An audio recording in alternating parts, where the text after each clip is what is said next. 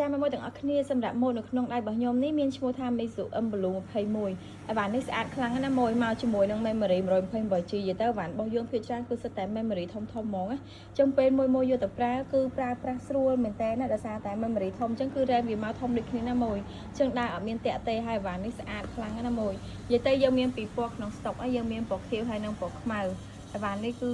អត់មានស្ទើរកន្លែងណាឯងម៉ូយវ៉ាន់មកទឹកទេប៉ុន្តែមកទឹកនេះស្អាតខ្លាំងណាព្រោះមួយទាំងអស់គ្នាអាចមើលជាមួយតួរបស់គេបានណានិយាយទៅវ៉ាន់សម្រាប់មួយដែលចង់បានណាចង់មើលជាមួយនឹងតួច្បាស់អីច្បាស់ត្រូវការខ្ញុំថតវីដេអូអីគឺអាចតាក់ទងមកបានតាម page ណាមួយទាំងអស់គ្នាឆាតចូល page មកគឺខ្ញុំថតជាវីដេអូ review ជូនមួយមើលទាំងអស់គ្នាតែម្ដងណាចា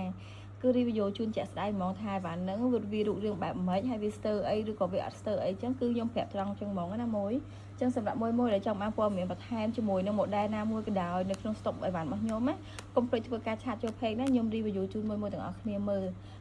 មួយសម្រាប់ចិត្តយកទៅប្រើចឹងណាមួយអរគុណ